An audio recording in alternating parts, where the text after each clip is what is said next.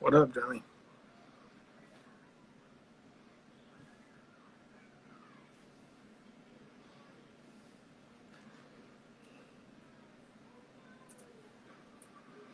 Having some issues.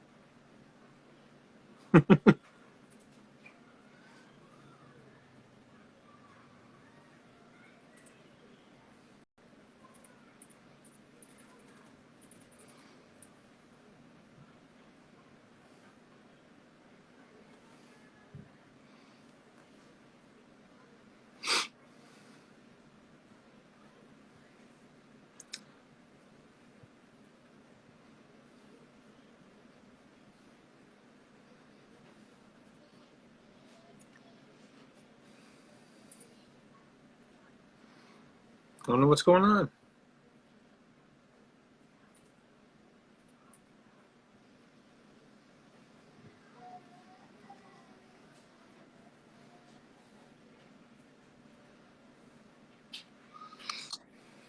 What up?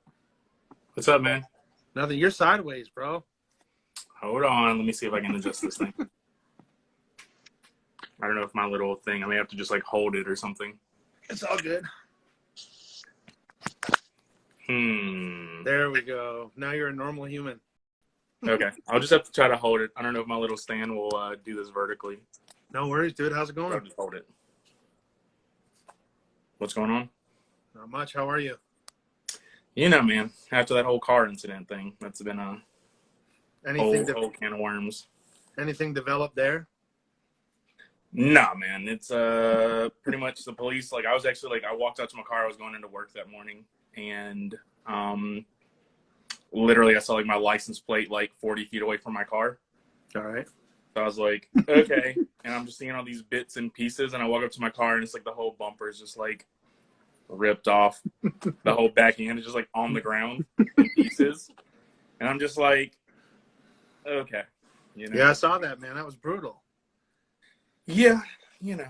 People and then of course terrible. I was like, well, normally, you have to like call the police and all this stuff, but where I live is kind of close to like the police station and the city hall and all that stuff. So just happened to be that a police officer drove by and was like, what happened? And I'm like, I don't know. So, I didn't have to call anybody. He already, quickly wrote the report and was like, all right, well, It's not drivable? I got it to the point now where like I at least got in a parking space. So it's like Sure. not in the like, because like I'm literally like standing in the middle of the road trying to like film the damage. Because the thing that sucks is like booking, far in advance, people are like, they've waited months, and then it's like, oh, well, I'm like, I have to reschedule you, because obviously that's out of my control. Yeah, that was a bad one. Yeah, it's out of my control. So, but we'll see.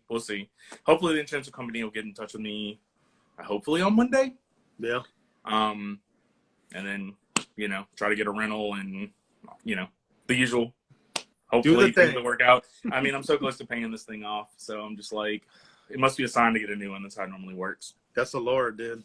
I mean, he works in mysterious ways. But it's happened so many times that I don't even get mad anymore. I'm just like, I literally walked my car and I was just like, I messaged my client because I was literally like about 10 minutes away from coming into their appointment. I'm like, yeah, my car's in like pieces, so I can't come into work. And they're like, are you okay? And I was like, yeah. But I mean, my car's been hit while parked. It'd be different if I was like a ramp, doing Grand Theft Auto tricks or something like that, Make it worth it. Right. I was just like being a daredevil, but it's literally like walk out my house, boom, car in pieces, That's terrible. Yeah, it happens. Yeah, man. I know. Poor Anthony. It's sad but true. Yep. Poor baby Anthony. I'm going to start my GoFundMe, so send me your millions. There you go. I got to tell you something that's wrong in my life, and then it can be poor Anthony's. Oh God. We'll double the funds, you know? Okay. I'm just going to go outside and take a hammer to my car. I mean, literally, it used to be in my life. Like, they were like, I feel like the problems that I have in my life were so minimal that I feel like I hate to use the word blessed, #blessed. Blessed. I don't have a lot of crazy problems in my life. You know what I mean? I'm very lucky. Sure. And so I try to take it as like, I went to Disney World and then my car gets blown up. So it's kind of like give and take. Exactly. So I was like, well, I guess I'm gonna have to have Domino's because they deliver. That was like my thought. Is like, I guess I'm gonna eat pizza tonight, and that was like my thought process. And then I went through like messaging people like, and then you feel bad because everyone's like, I've been waiting 10 years. It's like, Yeah, no, especially this year, man. Are you? How far are you booking out right now? Man, I'm not that cool. I hope to be one day extra cool. Where you're like, books closed 2090. Yeah. Like everyone else is just like, I only, but I've tried to kind of limit it to where I'm like, and to my clients' dismay, because they're always like wanting to refer me to people, and I'm always so thankful that they refer me. Sure. But they get like a Darth Vader tattoo, but then their client wants like the Lord's Prayer in Old English down the ribs. You know what I mean? So it's like, and then even if you could help them, you're like, oh, I normally am about 3 to 4 months, give or take. Sure. But I also work 7 days a week, so I'm getting old and feeble. You and I've talked about this, and so I'm trying to like not do that anymore. I'm getting old, my body hurts, so I'm hoping in the future. So then that'll just kind of push things out further. But I've kind of reached that point, at least for my clientele, where like, people are just mad. Not mad, but like, if they get a cold or a sniffle, it's like, all right, see you in September. Right. And then September happens, they get a flat tire, and it's like, okay, see you in January. Yep. And so for the artists that are, if I'm 7.5 out of 10, if they're 10 out of 10 and they're booking a year in advance and that kind of stuff, it's just like, it's really hard. And some of the artist friends I have, I think they're trying to lean into, even one of the artists in our shop, he's kind of closed his books more for like, he can just kind of keep his clients circling back in. That makes sense. So that, so if they do have a cancellation, you're not trying to book any more new people. Sure. You just kind of cycle them back in. So, who knows what the future will hold. I'm just trying to do Star Wars tattoos, man. I just want to do, happy, fun tattoos. So that's whatever form that comes in. That's well, definitely the point what you're trying to do is getting its point across. Because I'm trying. Man. Your tattoos are fun, man. I'm trying, but we'll see. Like I said, I'm very lucky. I guess it's a mixture of hard work with luck. Sure. In there a little bit, but I whenever I talk to kind of like younger tattoo artists and they're still doing the same, the quarter size kanji tattoos, and and it's like you just got to hang in there. Yeah. If it's something that you really want to do, that's just a process. And then I see artists that are far beyond maybe where I could ever be in my career, and then they're every tattoo they do is a back piece. It's kind of like progressional levels. But sure. I can't be mad, man. I'm pretty content in life, and you're always hungering for better. But I'm a pretty easygoing guy. As long as I got my Star Wars helmets and my there you go. trips, yeah, I'm good. I just don't want my car to explode anymore. Yeah. But other than that, man, nothing but smooth sailing. Hopefully. Yeah. I saw someone kind of put like, the problems are getting old. It's like, dude, I was telling someone the other day, it's like, I'm going to have to start just trading tattoos for like, CBD neck rubs or something, we'll trade for Bengay and all those like ointments and creams and stuff to just like, just, I don't know, you're making it happen, There you go, dude. So yeah, man, let's dive into things. So how long, when did you start tattooing? I think this is my 13th or 14th year, including my apprenticeship. Pretty much I didn't have a lot of interest in tattooing, honestly, man. Like, I always liked tattoos. But I grew up super conservative. You and I've kind of talked about this. Like, I grew up super, super conservative. And in the South, tattoos are the devil, like Ricky Bobby. They're the devil. Not Ricky Bobby, but oh my gosh, Bobby Boucher and the Water Boy. Yep. He was the devil. And so that wasn't a goal, So I went to school, did what no one told me to do, which is go to school to be an artist. That's like the worst career choice you can ever make. You know, Sure. at the time, we're talking like late 90s, early 2000s, ancient days. So, you know, there wasn't a career path for tattooing unless you were going to be a biker or something like that, you know? So that just wasn't like a will tattoo for Star Wars memorabilia. Exactly. Yes. Yes. But yeah, so it just wasn't a career path. You know, you just didn't have that option. You know, as I kind of met some great guys, the guys that I work with now, the guy that apprenticed me and owns a shop, Mikey Godbold, great guy. You know, he's a big nerd too, amazing artist. And so he taught me, and we were just kind of lucky enough to have a similar vision. We weren't like super focused on the money aspect. Obviously money matters, you know, I'd be lying to you. Like, you know, money didn't matter, but it was more about like trying to have a shop that was just like chill. You know, we didn't want the kind of shop, no shots fired, or the walk-in shops. Love those guys. We did it too. But that's just not the direction we wanted to go in. We wanted to like do a rose that was done for every client, right? Not like the number 12 rose off the wall. Even though the number 12 rose off the wall makes infinitely more money. You know what I mean? Like if you could just, especially being close to New Orleans and stuff, you could just do fleur-de-lis all day, you know, or the little crosses, or you know, you do 10 shot minimum tattoos, you're gonna make infinitely more money than spending all day on Darth Vader helmet, you know. But for us, it was like we wanted to kind of focus on that. So, you know, here we are, hell and high water, you know. Does he have the same style as you? Like as far as like I should say more like character, pop culture stuff? Night and day, man. Night and day difference. So everyone we work with kind of has their own night and day stuff there. Hey, Mike. But yeah, so it's like everyone's kind of got their own like stuff. I mean, his work is very like line work based, mandalas. Really, his love, I would say, is probably more of like the biomechanical, bioorganic, heavily more bioorganic than anything. But in our community, it's just really hard to kind of pursue those styles. Sure. You know, because we still are in kind of the southern area, and almost all my clients, like every client I talk to is like, I just want to let you know I'm traveling in. And I'm like, yes, you and every other human being is coming into me, you know?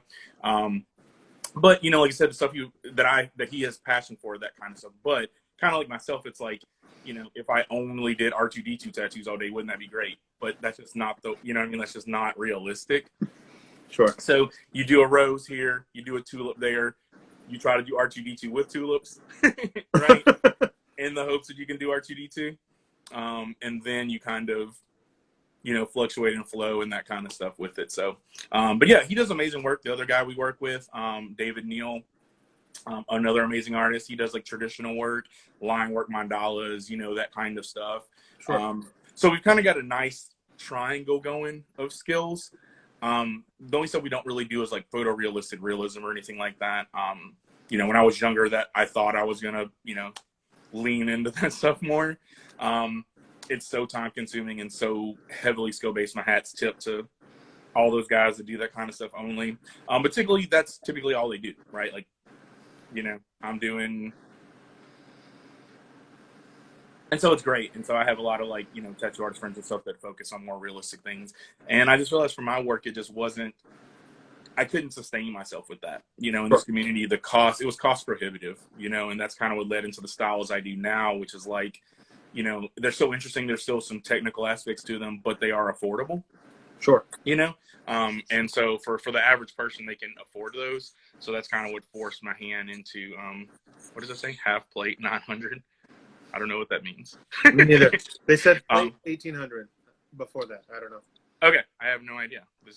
I have no idea. But, but yeah, so that was kind of like the focus with that stuff. So like I said, we've got an apprentice now, named Manny, and he's kind of in that interesting spot, I think, of tattooing where you have to kind of learn where, you have a real job, right? A real job. And you're trying to decide if that real job is, are you able to let it go, right? Sure. To lean into stuff. But he has a lot of heart. You know, he's been in the music industry. I think I listened to a podcast that said you were in music for quite a while and things like that. And so, you know, he's been in bands. So he has experience with like promotion and, you know, and all that kind of stuff. So like I said, right now we have a pretty good thing going. COVID didn't stop us. You know, we're still here. you know, so can't complain, man. Like I said, I try to be pretty optimistic when I can be, because my personality is like negative, negative Nancy. So I try to, as much as I can try to be positive, I try to be, you know, that's like the goal, I guess. For sure. So, yeah, it's weird asking some of these questions when I know the answer to a lot of them. Yeah, no, that's all good, man. We'll pretend just like they do on TV. Like, what? Who are you? Yeah, right. Hey, nice meeting you. Yeah, man. So yeah, so you said at the beginning that tattooing wasn't really, on purpose or like something you actually wanted to make a career. What would you have done had you not? Man, I don't know, dude. Like, I honestly, like, you know, I grew up super religious, and so my family thought I was probably going to be a minister.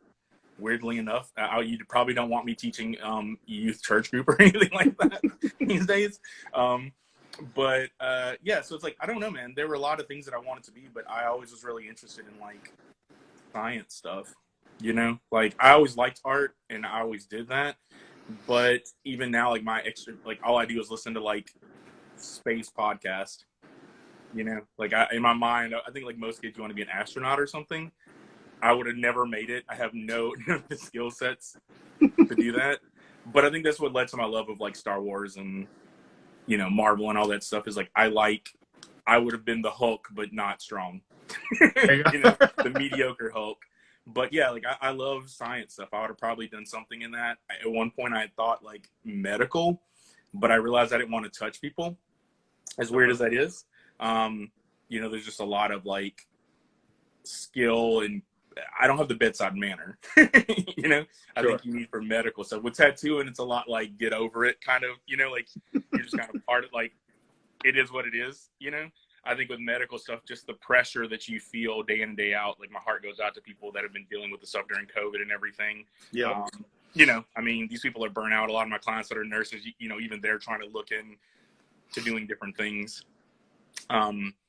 So yeah, so like I said, man, I would probably lean to something in the sciences probably. Now that I love being an artist, but I do think it's a path that is like, it's a lot of suffering. Sure. It's a lot of suffering to kind of get to the place of like, you know, where you want to be. So for sure, I'm gonna try to see if I can like stand this on a stand or something real quick, so I don't have to like hold this until my body dies. If I can do like this, maybe. Oh, COVID nurse, you know, in the chat. Well, there you go. Definitely true what you're saying about burnout.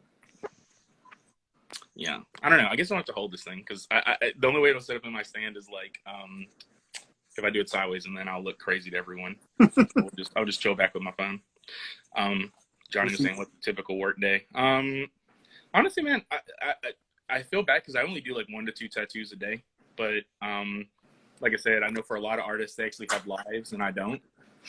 So I think most artists actually like, you know, take off. I see everybody's like, you know, loving day with the wife, loving day with the family, you know, pets. And it's just like, I'm working. Everyone's posting hiking pictures of their dogs and stuff. And it's like, I'm tattooing Beetlejuice, you know?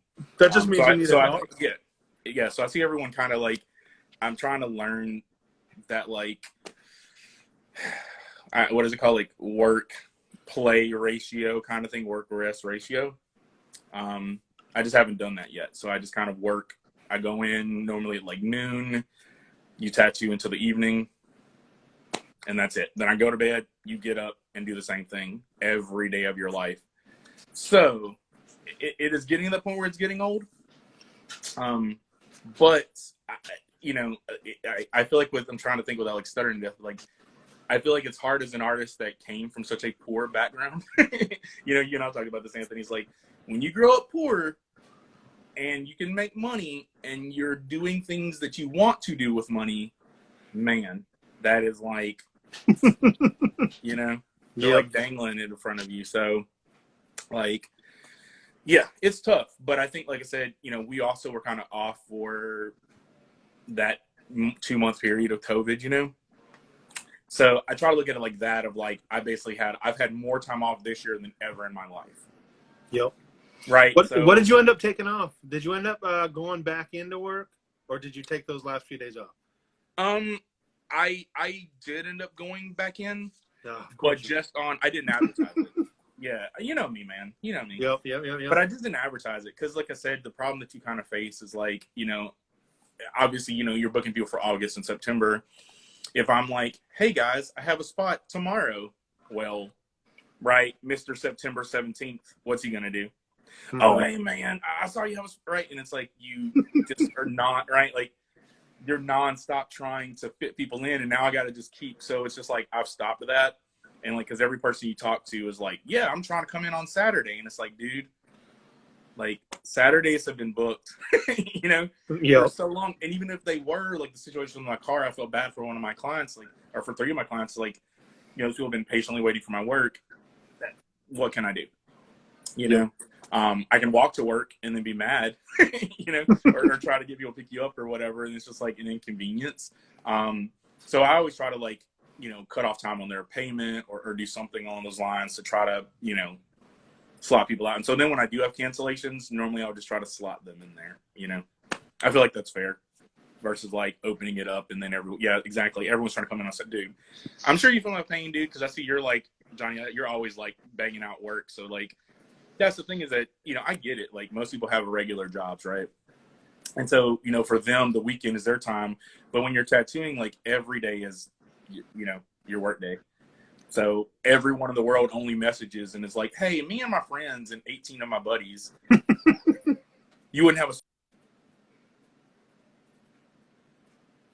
like most of your reputable good shops, unless you have a shop, there are some that are great. Like that's where the walk-in stuff comes in, right? Like, if you have a shop that has 8 artists, right?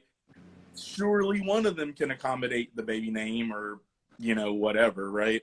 But for like our shop, we have 3 artists and, they are married with kids and have wonderful lives. I'm just the angry old single fired up, pawpaw over here, that's just like, I'm only doing Mickey Mouse, And so even for me, it's like, yeah, if I had an opening, it wouldn't be to do probably what you want, but you can't say that. Like, there's no nice way like to say that, Sure. So you have to just be like, yeah, like I am booked because you are, but it's tough, man. I haven't, like I said, I am envious of all the artists, especially on like the Reborn team that have like time to enjoy their lives, Sure.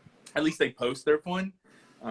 Because even when I like do Disney and stuff, it's like I am trying to like I'm coordinating my outfits for the day to be cool.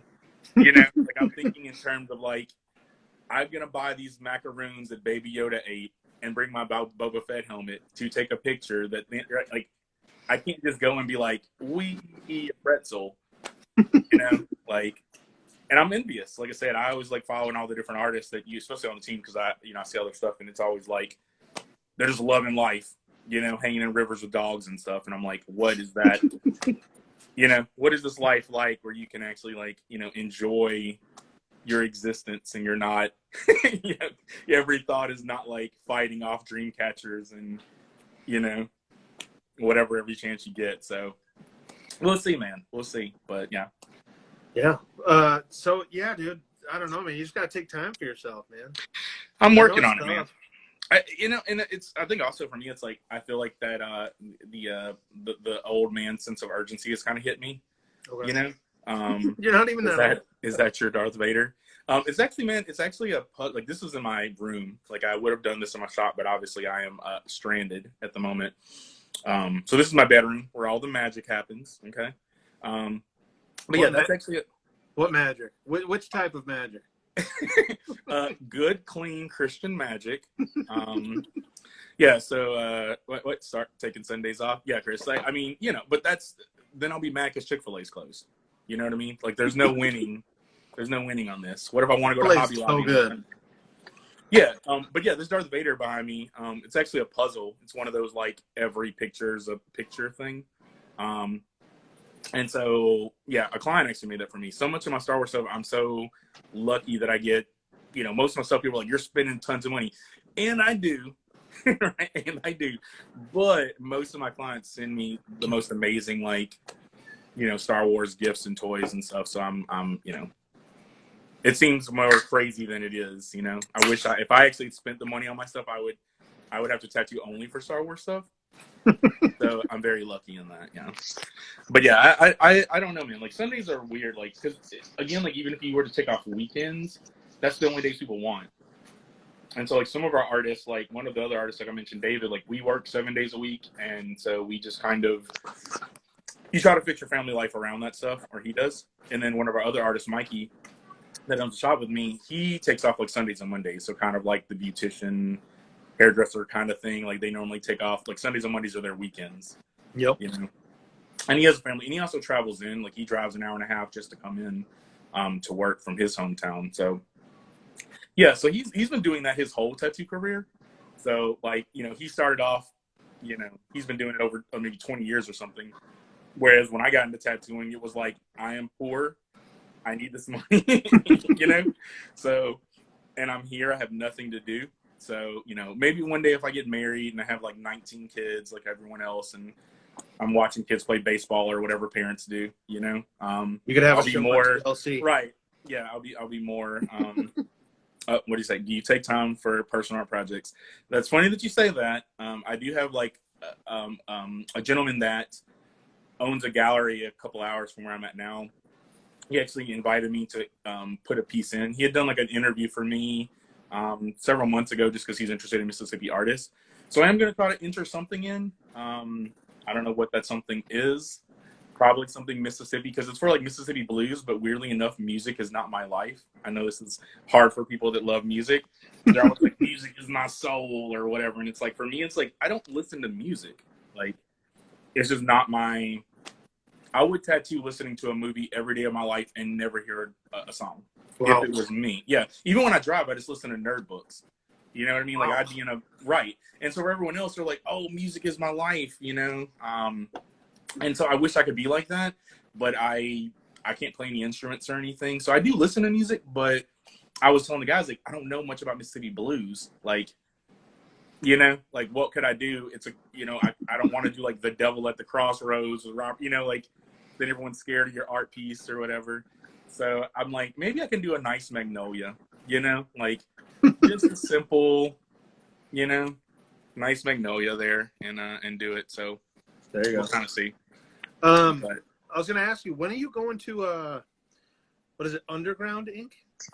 Yeah, in Memphis. I think it's the second week of July.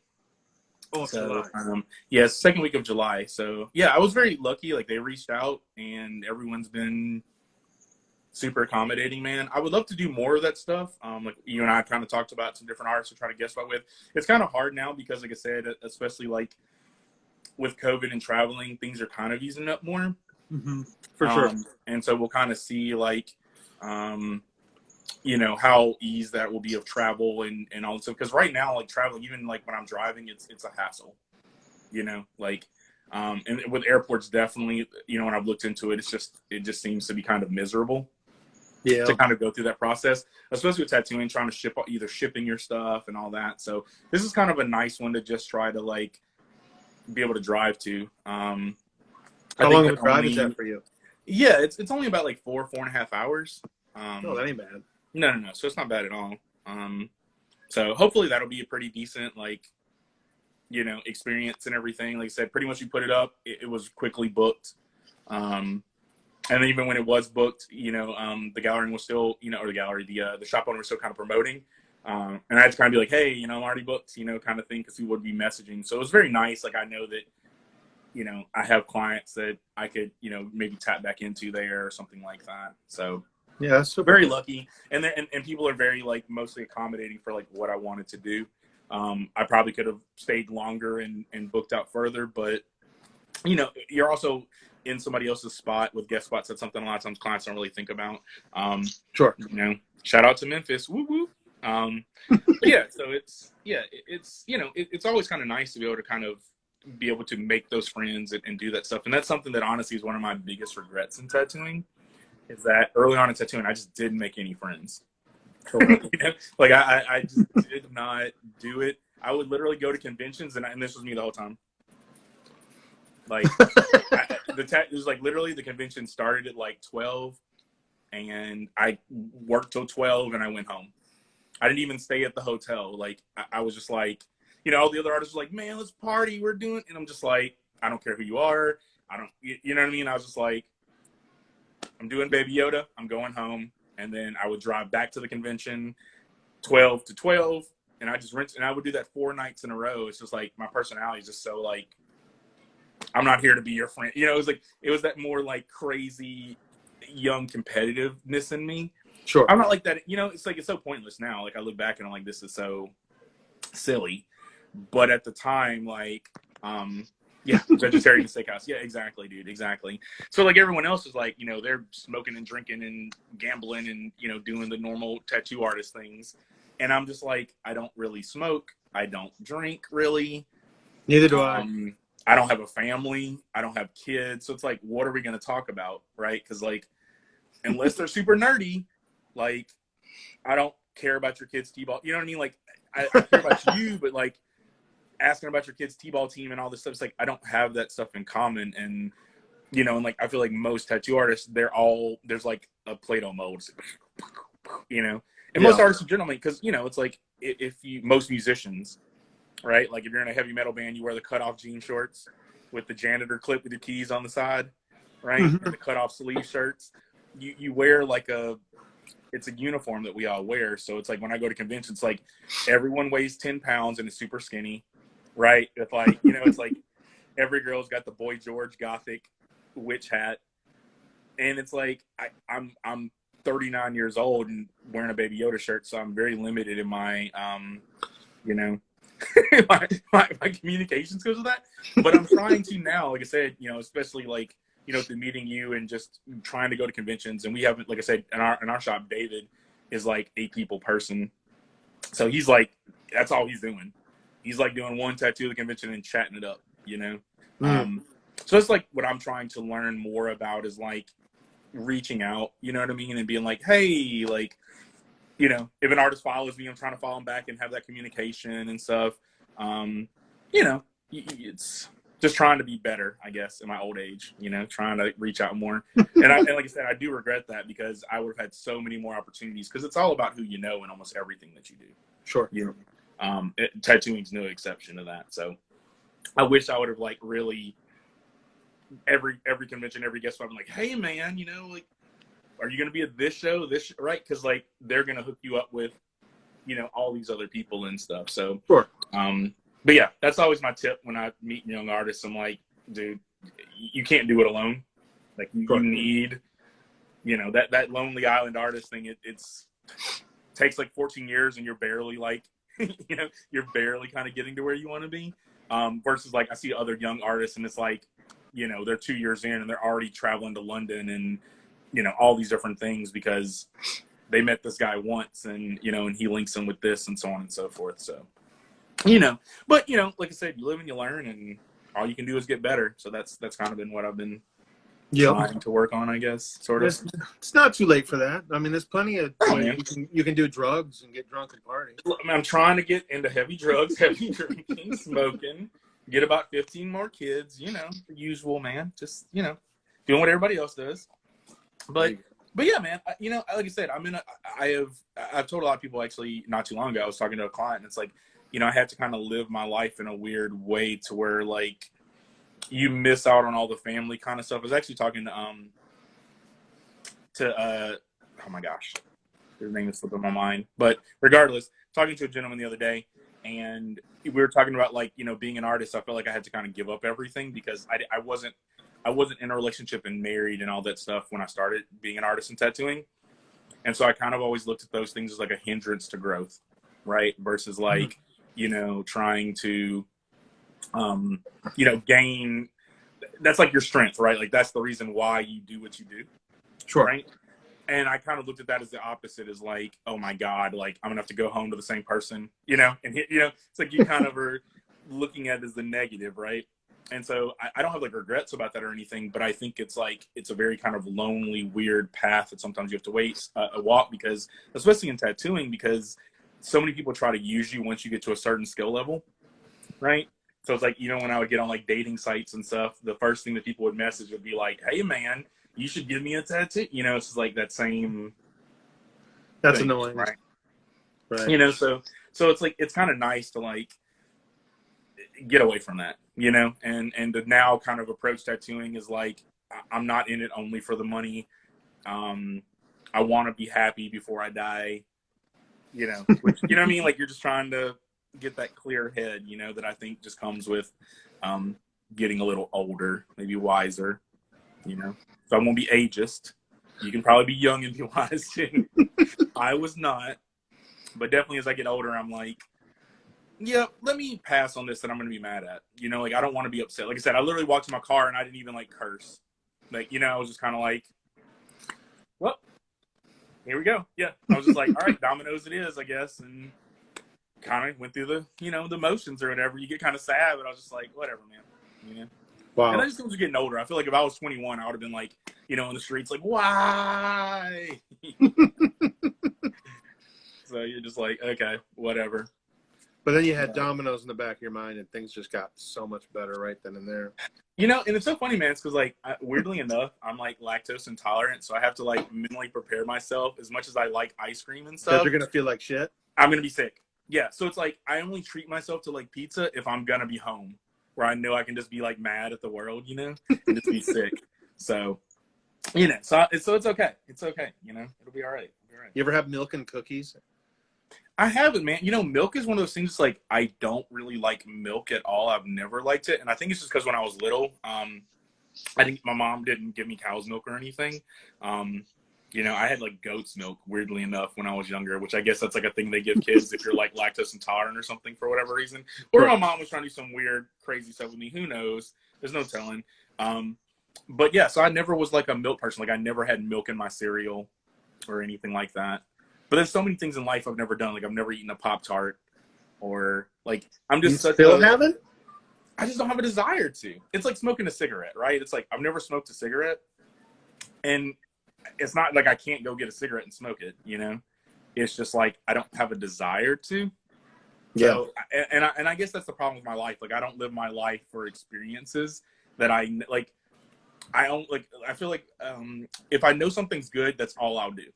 If that makes sense, you know? Sure. So, like, I'll go to a restaurant and order the same thing every time. Like, I'll never change it up. And you like what you like. Right. And everyone else, I feel like, is the opposite, right? Like, they'll go and they'll know the steak is delicious, but they'll just try a weird piece of chicken for no reason. That's not me. I'm more like you with that. Yeah, like, you know what I mean? So it's like, I feel like the same thing in tattooing. It's like, I only want to use one type of paper towel, or, you know what I mean? Like, you know, like, I haven't, you know, the one of the artists, Mikey in the shop, he switched over to rotaries, and that's always the thing that kind of makes me nervous when, like, I do conventions or I do guest spots. Is like I'm just the loud dinosaur in the corner because I'm using coils. Oh, you do? Right. And so I have used rotaries in the past, but in general, like, I mostly use coils now. One, just because they're just infinitely cheaper. It's cost effective. Sure. It's like one rotary is like $600, and it's like, I mean, yes, you can make that money back from tattooing, obviously, but I can also use. It's like Michael Jordan can dunk in Payless shoes, right? That was something my dad always, like, told me, like, when I would be all like, oh, I don't have nice clothes or whatever. He was like, Michael Jordan can dunk in Payless shoes. And that's just kind of burned in my brain that, like, you don't need the best of something to do something amazing with it. Sure. So it's like I could use a $12 tattoo machine and do the same tattoo. So I'm trying to get out of that poor person mindset, you know, because I'm not that struggling artist anymore. But I'm always a struggling artist, you know. It's always in my mind of, like, you know. So I haven't left over into it. I think I will, just because as I get older, like, rotaries are just so much lighter. You know, they're so much easier to travel with because you're just changing out the cartridges versus having to carry tubes and needles and inks and right. Like, it's just a hassle when you travel with them because you need all your needle groupings, all your tubes, and these machines. Versus, like, you could have one rotary that does everything. So eventually I will probably lean over into that. I just haven't yet. So then you're just that loud person in the shop. Everyone's in the corner like, and you're like, you know, you're like doing lawnmowers, you know, over there. So yeah, I'm sure I'll be annoying in Memphis. I'm sure because they're all using rotaries like cool kids. But there you go. See. Where's some places you want to go, man? As far as, like, tattooing? As far as tattooing, yeah. I mean, any, like, man, honestly, particular... dude, yeah. I mean, I'm open to whatever. Like, I mean, that's I think for me, and I was telling someone the day they had put up some posts, and it was like, you know, what is something that people don't know about being an artist that you think? And it's like, for me, and it sounds kind of elitist and bougie, I guess, but like, as someone that doesn't have a family and does, you know, I mean, it's just true. Like when you're like, I even hate telling people like I'm an artist because it just sounds so like dumb, you know. It's like I'm a visionary as your title, right? But for me, it's like I feel like when you're an artist and you don't have those legacies of family and things like that to kind of fall back on, right? Because you hope that your kids are going to live beyond you, or you know, pass on your name and those good qualities. When you don't have that, there's nothing but you. And so for your artwork, to me, that's all that's left, right? Like all you have is what you're putting out there. Your paintings, your drawings, your tattoos, those are the stories and the connections that are going to live on beyond you. And so it's kind of like your way to gain some level of immortality. That's like my bougie artist answer. And I think that as an artist, you typically, whether you want to admit it or not, once you get past like the money, right? Like I'm making money, I'm doing whatever.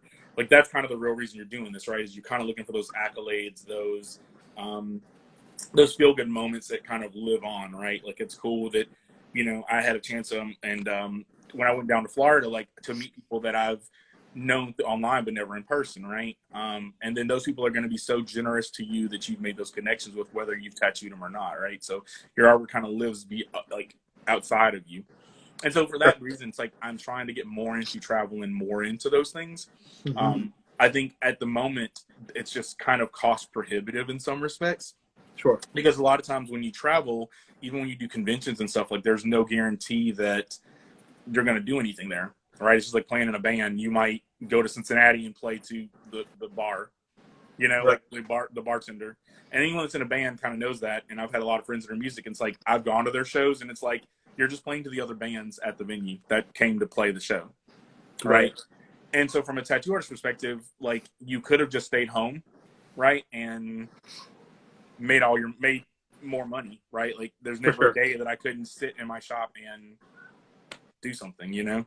Mm-hmm. And so when you travel, it's like, hey, do you want to spend a couple $1,000s on the chance that somebody in Iowa loves you? You know what I mean? So it's, yes, that's great, because eventually you need more people. Obviously you run out of skin on people get tapped on funds, you know. And that's something I've had to learn in tattooing, is that like there's that weird sense, I think, of tattooing where you think people kind of owe you their loyalty in art, right? Like if you get your hair cut by the same barber, right, and then the barber sees you getting a beard trim somewhere else, right, it's like, uh-oh, right? And I think in tattooing, I've had to try to get over that hump, because a lot of clients, like there are clients and they want you to do everything. They're there to support you, right? But the average client, I don't think is thinking that way. You know, like if they're in Florida and they want a palm tree, they're just going to get a palm tree. They aren't thinking about your feelings and how you could do a good palm tree, right? Yeah. Or anything like that. They're just like, you know, I'm in Yellowstone and I want a bear tattoo, right? They probably aren't going to wait and book 4 months in advance to come back from Yellowstone National Park to get a bear tattoo from you. So that's something like, you know, well, I think the travel kind of helps in that, because you have people that maybe like Disney or like Marvel or Star Wars or whatever, but they obviously don't live near my little podunk part of the world. And so you can kind of go to them, right? And it just makes it so much easier. And so in that way, I try to look at it as like, it's like an exchange program, right? Sure. Because the money that you spend to get to the locations kind of equals what you would make back, right? By the time you're paying, you're tipping out the shop, you're, you know, hotels and flights and all that stuff. Like you aren't really making any money. You're just hoping that you kind of break even, you know? Yep. And so that's why I say, like, I'm open to, you know, I've talked obviously about travel and stuff. It's like, I'm always open to it. When all the pieces align, you know? Yep. And that's the hard thing about it, is like, especially if you want to travel, like I would love to go to Alaska, right? Like I need 3 more states to do all 50. I have been to 47 states in the US. I need the 2 Dakotas and Alaska to do all 50. So I would love to tattoo there, but it's like, who do I, you know, I'm going to fly up to Alaska and, right, like, what are you going to do? You know, even if you had a connection, you're just going to sit in a shop because no one knows you. And so much of tattooing is like, it's hard because unless you have a big name or what you do is so outstanding, it is so hard to make those connections, right? Because with tattooing, like I was saying with the barber thing, it's like people just want you. They are, you know what I mean? Like you're buying into that person, you know? Sure. But I would love to tattoo out of the country. You know, I mean, For it'll sure. probably be quite a while. You know, to like the COVID stuff. People get more vaccinated, and like I actually went into a restaurant today without a mask on, which I thought was insane. Isn't it Because weird? right, yeah, because in our state, they never cared about anyone anyway, but you know, but they didn't care anyway. But like our shop has been like strict, you know, door close. I've talked about like, you know, mask, no guests, the whole thing, and so that's something we're gonna have to try to discuss at the shop as far as like, you know, what we're gonna do, what the rules are gonna be now that some of these mandates are changing. I wish we could live in a world where, you know, we knew exactly every day, but it just seems like things are changing so rapidly that, you know, have to kind of play it by ear. So we'll have to kind of see. There's some parts of it though, like we talked about, that are like, you know, you could kind of keep the way they are now, which would be good anyway. Like, why does somebody have to come in and get tattooed and have, you know, a handful of people? And it's annoying. Yeah, I mean, I think for us, we'll probably keep the no guest policy for a little while. We've talked about moving into a larger location at some point in the future, maybe next year or whatever, when, you know, things are a little bit more certain. But there's no definitive answer on that. And our shop is a very small shop compared to most tattoo shops. Right. You know, it's only 600 square feet or 600 or 700 square feet. So it's not very big for 4 artists, you know, 3 artists and an apprentice at the moment. So it really just depends. So it's like when you bring a bunch of extra people, like it just makes it so uncomfortable because everyone's going to want to bring those extra people, you know? So, and, you know, like I said, it just really depends on, you know, what kind of happens. And I can see the mask stuff kind of going away because that's always been something that people just, for whatever reason, have just like hated, you know, so much. It was never a big deal for me, honestly. Me neither. Like, I understand all sides. It's not shots fired at anyone. Like, live your life, live your truth, do what you do. But I'd never understood the like rage, you know, against it, because I mean, you're only wearing it when you're in somewhere, you know. And I saw it the other day, like Disney World's removing the mask, but like only outside. It's everywhere else you got to wear it. So it's just like, I'm just, you know, if I were to go back, it's like I'm not gonna keep doing this, like, you know, every 5 seconds. Like it's just, and especially I don't see how like ladies are gonna do it, because I mean, ladies are gonna, like, are you just not gonna wear makeup here down, you know? Oh. And then just look crazy in the picture where like this part of your face is foundation and this part, it's just like Totally different skin tones and shit. like, you know, at least with the mask on, you only had to do like your eyes or whatever, right? Or whatever, you know, if they were going to do that. So it's like, I don't know. I think it's just like, this is just new territory and people just don't know, you know, how things are going to kind of work out, how things are going to like pan out with trying to get back to normalcy. Yep. So, you know, I'm trying to do the right thing and do the whole, you know, vaccination thing and whatever, and expectation. I understand the concerns. I definitely, like, damn near had a panic attack in the line myself. So I get it. Like, Didn't you get it just recently? Yeah. Yeah, I just got the first dose. Actually, that was one of the things I did on my days when I came back from vacation, because I saw that like they were trying to remove all the mandates, and I'm like, I would obviously my car gets blown up every week, so I was like, I would be the person that got COVID and got sick from it. You know what I mean? So I was like, let me get in line and use one of my days just in case, you know? There you go.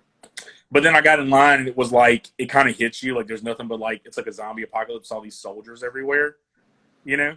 It's all very like medical tents, and like the way we are here, it's like you pulled into this tiny little lane and the cars are like blocking you in so you can't leave. And I'm just like, my fight or flight response was like, okay, I've got to like jump this curb and get out of here, you know?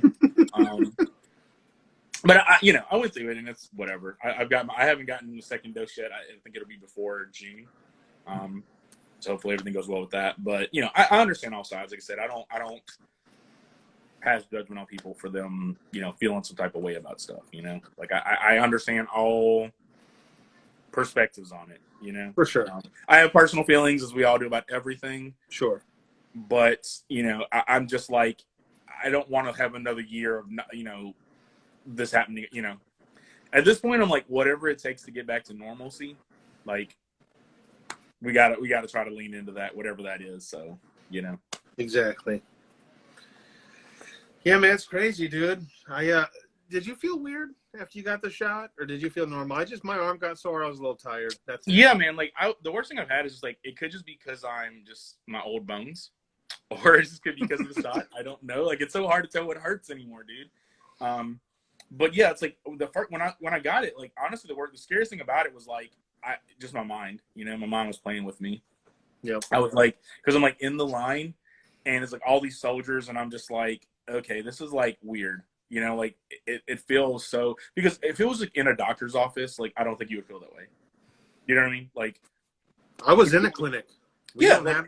Yeah. well, yeah. See, for us, it's like I mean, I guess they have different sites. What we did was like an outdoor like drive-through kind of thing.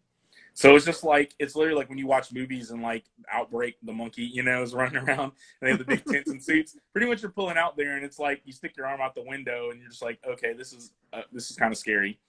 And I got the shot, and then, it's like, they were like, all right, you got to wait for like 15 minutes to make sure that you're okay or whatever. So I'm like waiting, and then all of a sudden you're like, am I dying? You know what I mean? Because like your mind's just like messing with you. So I went through that, and then honestly, I didn't even feel the shot. Like I didn't even feel it enter my arm or anything. That next like day, it's like I've had kind of like an ache. Yeah. Like that achiness, people say. I've heard the second dose is pretty rough.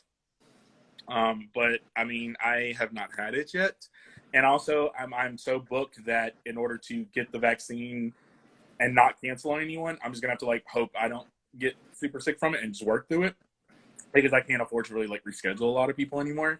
Sure. So yeah, so we'll kind of see. But like I said, I get people that are like, I don't want to take it, and teach their own, man.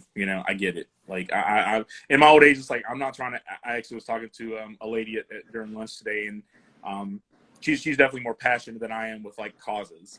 She's very she's very woke. For all her causes, and it's like I get it. Like young me, hey man, I wrote a letter to Smoothie King about styrofoam cups like 20 years ago. Right? I was like, how dare you use these styrofoam cups? Penguins are dying. Like I was that guy. Right? As I get older, it's just like, you have to let people do what they want to do. Right? Yeah. Like no amount of, you and I've talked, it's like you can't force people to act right, whatever acting right is. Yeah. They got to figure out their own path. And then, and you're not forced to interact around people, like you don't have to hang around people if you don't want to. So yeah, so I'm hoping, like I said, I'm doing in my mind what I feel is the right thing. Yeah. So we'll see. We'll see. It's mostly just because like if we get to a point, I don't want people coughing and wheezing on me at work. Honestly, like that's like my biggest. Like how many times were you tattooing and someone sneezes on? It's just like. So that's like my thought is like, I would love to live in a world where I put a bag over people's heads. They couldn't wheeze and breathe all on me or whatever. But that's just not the world that we're gonna inhabit, And I from what I understand, the whole mask thing's like it only works if like both people are wearing them, pretty much. I've heard so many different, And that's what I said. I can't even keep up anymore. So I'm just like, I followed all the rules. I've been the mask guy. I've done all the stuff. You know what I mean. So, like I said, and that's what I said when I went to Florida. And I visited the shop there. I was like, they don't have any rules. They're just like YOLO in there. Was that Junkie Shop? Mm-hmm. Yeah. So like, because Florida, like they don't have the mandate, so they're under whole different stuff from us. Whereas like for our state, I've actually got to call on Monday and see like what the requirements are for tattoo artists, because we're under our health department rules. And so, that's my thing is like, I just don't want to lose money. Like, I don't care if we have to wear like Iron Man suits on our heads to keep tattooing. Like, that's what clients You would are like doing. that though. Yeah, like whatever. Like that's what you're doing. Like I'm not making these rules. But so I don't know what they're gonna do. I have to try to find out like what are they gonna ask of us? What are the rules? I've seen some other shops, they're already going back. I have no idea of what, But also most shops have been doing walk-ins when you weren't supposed to be doing walk-ins any, what I mean? Like it's kind of been a lawless landscape from start to finish. So who knows what'll be the case, For sure. Is your mandate gone, or is it still active? Yeah. So the mandate just went out today, the 16th. Yeah. So it went out on the 15th for the city. So, because obviously it's like state, the governor has his say, then the mayor has his say, and then we're under like the health department for licensure or whatever. So I have not talked to them. I tried to call the other day when my car got hit because I just had time on my hands. Like, what am I going to do? And so I couldn't get in touch with anyone with that specific information. They could only tell me that like the mandate for mask in our city was removed. Businesses can still require it. Yep. Same here. yeah, no shirt, no shoes, no service kind of thing. But I kind of did like an experiment today. I was like, I'm just gonna be like that guy and just walk in somewhere without my mask and just kind of see, like, and no one was like said anything. So I was like, okay, I had my mask with me, when I just to kind of see. So I don't know. Like I said, for our shop, we keep a locked shop door anyway the whole time, so it's not like anyone's walking in. Sure. But that was one of the things for our shop that, obviously when people call and, hey, can I come in? And you would have an availability. It's like we couldn't do in-person consultations and all that stuff. So I think we'll be trying to maybe look into easing up some of that stuff moving forward. But we'll see. I mean, pretty much to me, it's like I'm just a rule follower for the most part in tattooing. In tattooing, I try to follow these rules because, like I said, we have had those situations where, we have gotten surprise visits by the licensure board and stuff like that.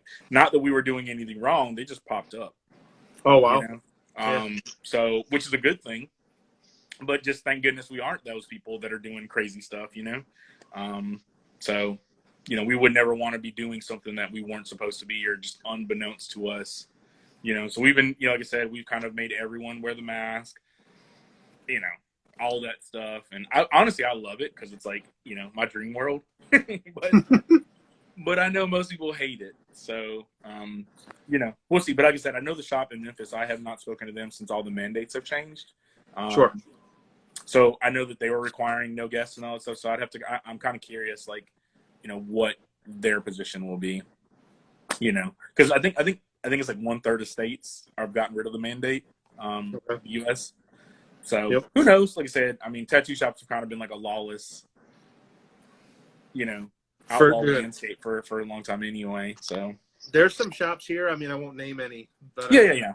But yeah, that have like not done the mask thing at all, even like the whole time, like to say fuck the government, Yeah, and I mean, like I said, most people still didn't do. I mean, like I said, I have some artist friends, and they actually did get in trouble with their licensure, and and it's not my business, so I didn't dig further into what happened with them and that stuff.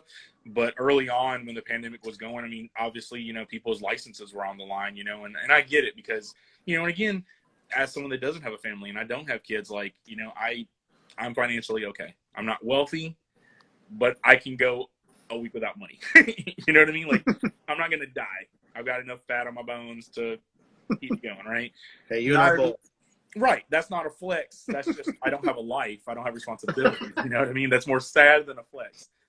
But most people aren't in that position. You know what I mean? Like, most people, like, you have kids, you have a wife, you have bills, you're paying for 2 car notes, you're paying for, kids' schools and all this stuff. So it's like, if someone says, hey, you can't make a couple $1,000s a week or you can't do whatever, like, that is hurtful. Sure. It's hurtful to all of us, but it's kind of that, like, if you have no money, losing $1 is immense, right? Oh yeah, for sure. Versus if you got 1,000 in your pocket, losing $1 sucks. But you know what I mean? Like, you might not even bend down to pick it up if it's dirty, right? And so, that's kind of the position I think a lot of tattoo artists were in. And it was kind of like a 50-50 split where some people were like, they took the stance of like, it's our freedom. They're going more the ideological stance, and I get that. But I think in general, most tattoo artists, I mean, they were fine financially. Like, they were okay, right? Like, they weren't going to die a month without tattooing or something. But again, like, everyone's different, right? Like, I think it's just like, it's telling a child not to do something and you give them the reason of just because I said so, right? Like, and I think that became kind of the anger issue with that kind of stuff, Sure. Where people just, there wasn't a good explanation, right? Because the people in power didn't know. It was changing every day, Yep. So I think it was the first time tattooers had to like listen to anybody. For sure. It's like telling your kid that the first time you get them in trouble or whatever, you're trying to discipline them. They're not used to you raising your voice or, that kind of stuff. So I think it kind of just put a shock to the industry. And I think if anything, now it's like all these shops are trying to hire. Like, if you go online, there's nothing but ads like hiring, right? And I think what it kind of did was kind of weeded out like the cream of the crop kind of thing. It was like a sieve, right? So if you were already doing great and you were fine, like, it didn't bother you. You know what I mean? Like, you're okay, right? Like, yes, it sucked. You can't go to Disney 12 times a year. You went 11, right? You know what I mean? Like, you're okay. You're fine, dude. Like, your dog ate regular dog food for a month. That's fine. And most artists actually got unemployment. You know, it took a while to get it, but you basically were paid to sit and watch Netflix, right? And like, you know, so it's like that's how I look at it. Is like I think people really, again, it's not across the board, and I'm not hating on anyone for their opinions. Just from my perspective, like I feel like people are so much better off after COVID than they were before, Agreed. right? Like you know what I mean? Like so many people financially like have money in the bank and they never had money in the bank. Right. Now the long-term effects, right? Like long-term effects could be dangerous. Who knows what's going to happen? Like I said, I mean that's a whole other conversation, you know. Now everything's going up too. Right. I know, like, we're in inflation period, so, like, you know, and so naturally tattoos, like, I increased my rate. I should have increased it a long time ago. Like, you know, but I just increased even a little bit, and already you kind of got, like, you see that kickback coming back from it, right? And so you're having to try and explain, and if things kind of keep moving, like, that's just the nature of it, right? I mean, that's just the nature of the beast as you kind of go. And that also, you know, I've talked to a lot of other artists that are kind of, you know, further in their career than I am. That also kind of helps you weed out more time for yourself, you know? Sure. Right. So like, you know, people just don't want to pay for what you do, right? Like, I mean, it is what it is, you know? People want to buy Reborn for $1. Unfortunately, you can't make it for $1, right? So like, you would love to, right? But I mean, but it's like, it costs what it costs in order for you to survive, and you can't, you know, it is what it is. And so I think that kind of moving forward, you're going to see a little bit more of that in the industry for sure. And like, and also like the social consciousness of like, you know, some of these shops that unfortunately just had kind of a closed-minded civil rights view and things like that. You're right. Like you're kind of seeing that stuff kind of crumble. The old ways of like being really mean to your clients, and you know what I mean? Like, because tattooing has kind of shifted, gears to trying to be a little bit more open-minded, both on the client side. They need to kind of maybe be more open-minded for the artist as well, and Sure. then for the artist trying to kind of you know, be more compassionate to different people and you know, different skin tones and all that kind of stuff, you know. And that's why I said, like, I always do consultations with everyone no matter what. I always kind of preface it with, you may hate me by the end of this, you know what I mean? Because I'm going to be honest with you, you know, like I'm going to give you my honest perspective from my heart. And I think that, you know, you're going to see more tattooing that kind of stands the test of time, lean more into that. And there's always going to be like the little scratcher, you know, crappy guys out there doing whatever that you're not going to stop those dudes. But I think that most clients are just going to kind of, you know, if you're going to pay a lot of money for a tattoo, you're going to try to go to an artist that you really do your homework. And that's, I hear that more than ever now.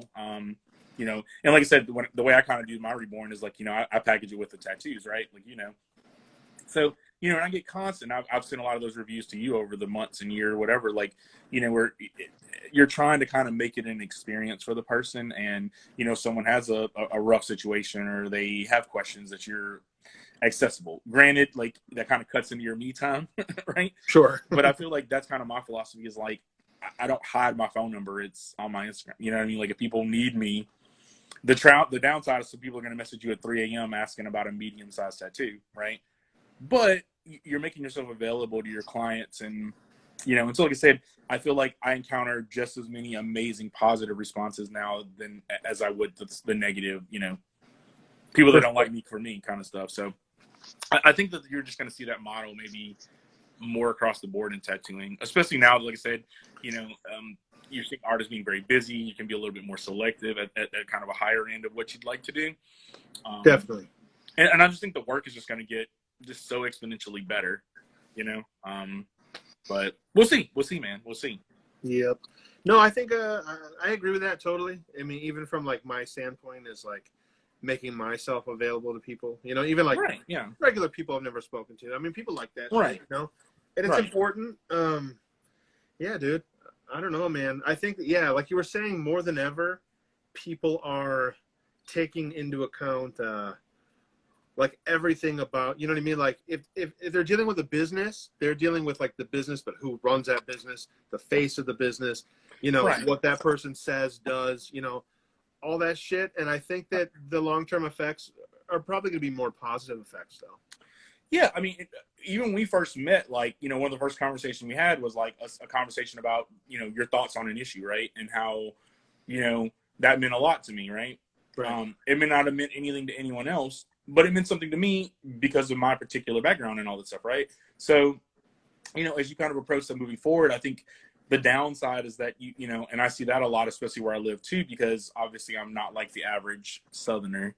I have somewhat of a Southern accent, but I don't have like a crazy like ain't never gonna, you know, I'm not super Southern, right? You know, so I think you're kind of seeing, you know, you kind of start seeing those identity issues kind of pop up and stuff. But in general, I think that most people are looking for a pretty inclusive environment.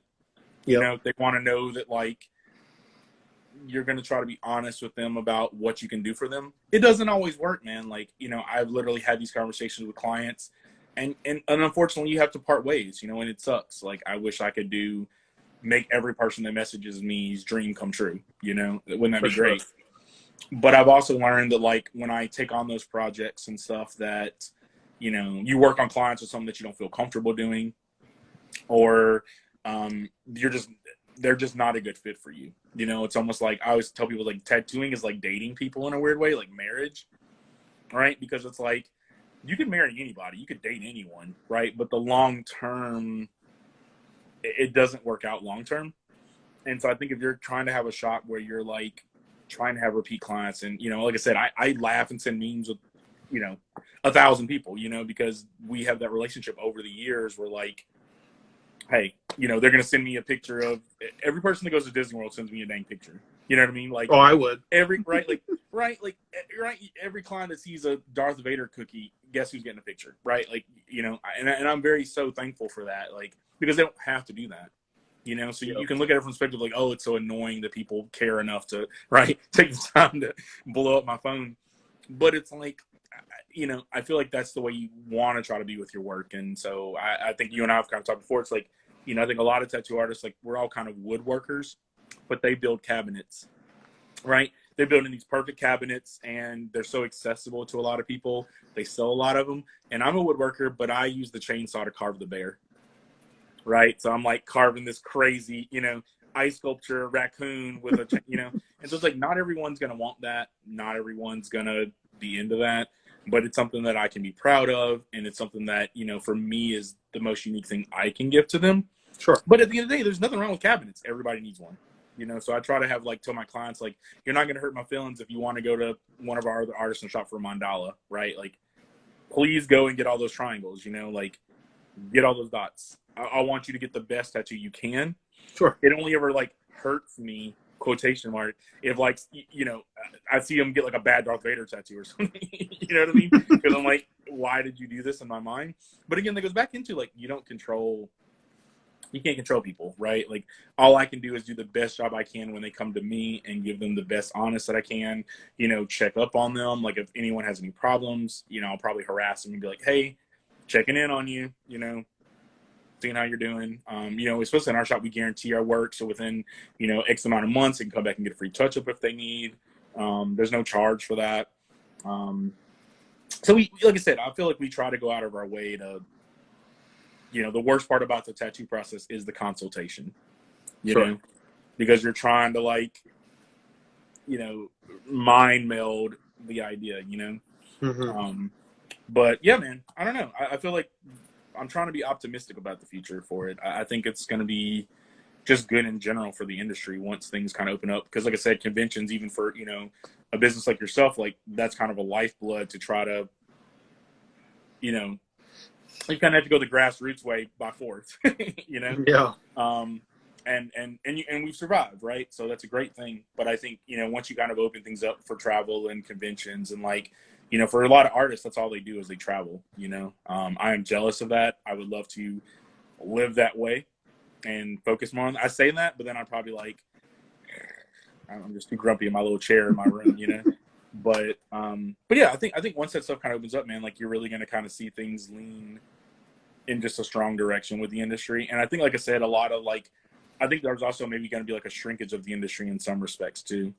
In terms of like companies, the number of artists, yeah, the number of artists. I think like I don't know if the current model of, because I think I was reading something the other day. I don't know how true it is, but it was like there were more tattoo shops than like Starbucks or something like that in the United States, which I have a hard time believing that that's true. Oh, I posted something not that long ago, dude. It blew my mind. But there's supposedly there's 26,000 tattoo shops in the U.S. and only like 4,500 Walmarts. Yeah, and so it's like, yeah, and it's like because what kind of happens with tattooers is like, okay, so if I'm working for you and you're like, hey, Anthony, I'm taking X amount of money, blah blah blah, where I'm like, okay, well, screw you, I'm opening up right next door, right? Yep. And so you just see that constantly, and they bring on somebody like, oh, I screw you, and it's just like, you basically, it's almost like, I think in like Star Wars terms, it's like there's only two Sith, a master and apprentice. The more you can't have more Sith because you dilute the power, right? Right? And so people have these shops with like 20 artists in it, right? And it's like, I mean, unless you're gonna have a shop where all 20 artists are just like at the same, like in our shop, you know, most of our artists, you know, I mean, I'm not tooting our horns by any means. Like, I think we're adequate artists, right? But there's a certain level of like, all of us do decent tattoos, right? Like, you can come to our shop and get a nice tattoo. Sure. Right? And so I think when you go to other shops, it's like there's such a high, like, Oh, without a right? doubt. Like, you've got the main dude who's Yep. never going to talk to you unless you know, you only want Mickey Mouse wearing Darth Vader ears, right? Like, that's the only way he's looking at you. But then you got the guy in the front that's doing every crooked butterfly and right, messed up baby name. And we all go through that as artists. Like, we all, you know, apprentice and do those bad tattoos. That's just a part of it, unfortunately. But, you know, and that's the problem, is that, like, you know, I feel like it's just grown to this place where, like, people that just, you know, they're like, I like going to Hot Topic, I want a tattoo. Right? Like, you're right. It's become like like being a nurse where you just like seek out this job without any, you know, and that's why I personally have never apprenticed anyone, because I feel like, number one, I'm still learning. I don't know if I would ever be done learning and tattooing enough for me to teach someone personally. Sure. And that's no shots fired at anyone. Like, I would not have learned if someone wouldn't have taken the chance on me. But just for me, it's like, I see so many people and like, they don't know that feeling of doing a tattoo when you first start and the client messages you like a week later and is like, I don't really like this. Right? That is what can you do? Right? If you have a heart and you care about people in your work, like, what can you do? Now you're trying to get this person to come back in and try to fix what happened, even if they, you know, because like I said, most clients that are coming to you, they're not thinking in a creative way. Sure. Right? Like, they're not artists, they're the best mechanic. They're like, I want a cool spark plug. Well, it may be hard to make a spark plug cool. Right? Sure. Right? And you put it on them and they're like, oh, well, my grandpa liked brown. So now you're trying to do a brown spark plug to make them happy. Well, they just, right? Like, there's so many factors with that where if they don't listen, and then you're stuck with this thing, right? And they're like, oh, well, this didn't turn out what I want. Well, now they're forever. Like, what can you do? Right. That's kind of what I think of, like, with younger tattooers, because they haven't experienced that, right? Like, they haven't experienced that hurt. You know, when you do a tattoo that if they would have maybe listened or you'd have said no, you know, you could help them more. Sure. And so that's always my fear for, like, the boom, right? Is you just have people that just do anything, right? Like, they're not taking into consideration the long term. Like, even with my tattoos, like, I have so many ladies that message me trying to get tattoos without black, right? Like, because Without black? without black, right? Oh, and because then, right, and that's just, you know, there was a huge influx of women that had professional jobs, things like, you know, dental assistant and nurse and superintendent and all these jobs, right? And they were like, I want a white ink tattoo. Right, that was huge maybe like 6 years ago. Where are these people now? Right, it just looks like scars all over them, right? And that may be what they wanted, but I see so many people just come back in trying to cover these things, right? Like, I want a word only in color ink, and right, and so now you're seeing these like really tiny micro tattoo of flowers, right? These realistic tattoos, and it's like they don't last. Right? Like, they don't hold up. And that, especially like having a background in graffiti and spray paint and all that stuff, it's like, when I do that, I have to think in terms of like graffiti the way I think in tattoos. It's like, I put this up, it's never going to look as good as it's going to be the first day I do it. Sure. Right? Like, so when you're putting it on people, you're trying to think like, what is this going to look like even a year down the road? And I've been guilty of it myself. I've done all white magnolias and, you know, all that stuff. And then it's like, you know, 10 years later, these people don't just go away, right? Like, you hope they move, right? You hope they go away so you don't feel embarrassed. But like they come back, man. And now you're having to confront these errors, right? Like in judgment, even if the tattoo is what they wanted, right? So, like even now, like I've been kind of trying to rework some of my older clients' tattoos that I had done, that I didn't use a lot of black. I did all color flowers and all color background, right? Well, it doesn't have any contrast, right? Sure. And just over time, I mean, there are masterful artists that do that. I was not one of them, you know. And so I've learned these lessons. That's why now with my work, like I'm like, hey, you know, I try to do it a certain way because when it heals, I want it to hold up. You know, I'm trying to do there. You know, you feel like, oh, I want pastel color tattoos, and it's like, if you do them bright, they're gonna look pastel in a year. You know, like it's gonna fade. It's, you know, so you're trying to help, but that goes back into like the honesty thing, and you know, and every artist has their own path. Some artists don't care. Some clients don't care. I just try to do what's right for me, and I feel like that's all you can do. You know, I mean, maybe I'm wrong on that, but we'll see. We'll see. No, for sure. So yeah, I gotta ask you. Like I got 2 questions that were special for you. Just because I have to. Okay. Okay. Sorry if my phone's shaking. I'm like trying to hold my arm out. Oh, you're good, dude. Okay, favorite Star Wars character? I just had this conversation at lunch today, which is weird. There you go. With a good friend. But yeah, man, I would say there's this character that's in only like the books and animated series called Asajj Ventress. And she is a female character that's from like the same planet as Darth Maul. And she's not in any of the movies or anything. But basically, I kind of weirdly see myself in this character. I don't know why I've chosen this character that not a lot of people love. But basically, she never became what she could have been. Long story short, right? Most of the characters in Star Wars, like, they become this thing, right? They become larger than themselves. You're the Han Solo. But what about the guy that, like, fixed Han Solo's ship, right? Like, you know, like, he didn't set out to just be a mechanic, you know? And so for this particular character, like, she was sold off into slavery. The Jedi found her. They tried to train her. Her master died. In a fit of rage, she learned to the dark side. You know, she tried to become a Sith, but was used by the Sith. They never would let her become a true Sith.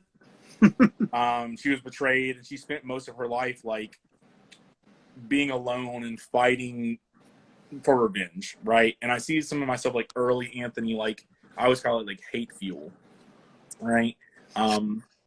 Growing up, people are always like, you're like, what are you doing? You're never going to make it. You're never going to do anything with yourself, right? Like, because, you know, when you tell people, like, I was a weird kid in school. Like, I wore, like, costumes in school, you know, like, before all the uniforms and stuff, like, I would come dressed up as, like, a damn clown, you know, like a character, a bumblebee or something. I was super weird. It totally. And people, yeah, just super odd kid, right? And, you know, and obviously, you know, I made good grades on stuff, but it's like everyone else is, like, getting a real job and doing those things. Or even when I was in college, most people I graduated from art, like, you know, they have real jobs. Like, art is something that they maybe paint a magnolia once a year, right? Like, that's not their focus. And so I went into it. It's always been like what I claimed on my taxes. It was like the only thing I did for most of my life. I can look at it as like, hey, I'm successful because I survived only on my artwork. Or I can also look at it as like, man, what else could I have been had I went into medical school, right? Like, had I used my powers to go into an easier path, or, right? And so I kind of use that rage and hatred to, like, give me inspiration in tattooing, right? To, you know, because it's kind of weird to be like, hey, I'm going to be in Southern Mississippi and only do Disney tattoos. Like, that is suicidal. Like, that is a bad idea, right? I should just be doing the tree outlines on every guy's arm, right? Like, you know, the baby clocks and whatever, right? Like that, right? I could do something so much easier and make way more money for way less effort than, you know, people message you and it's like, oh, I love your work. Do a dream catcher, right? Oh, sure. Right. So I feel like this character, as her progression kind of went on, it's kind of like a fool's errand. Like, she never really gets to where she could have been, but her final moments in life were kind of like, she basically passed away in the pursuit of, like, love and who she really was as a person, I guess, if that makes sense. So it's kind of a weird explanation, I guess, but, like, it's not like, oh, Darth Vader because he's strong. Like, you know, like, I like those characters that have like growth, and you know, and she's so influential. Like she was involved in a lot of cool stuff, but you know, I guess I see myself as like as that person that hopefully my story isn't done. You know, that I can try to like do some good, change the angry error of my ways early on in my life, and kind of have a redemption arc at the end. I guess so. Hopefully that's a good answer. Maybe. Dude, you're 39. You're not 89. In tattoo age, that's old, bro. That's old in tattoo age. You know, because like we can only our hands and stuff. Like you know, I mean, there's not a lot of 6-year-old tattooers. You have to lean into like angry slumlord tattoo shop owner guy, where you're like, hey, kids, you want to work for me? And then you charge them crazy percentages and rip them off. Like, that's right. Like, that's the only way you can really make it. And if you look at most, like, tattoo shop owners, they're those dudes, you know?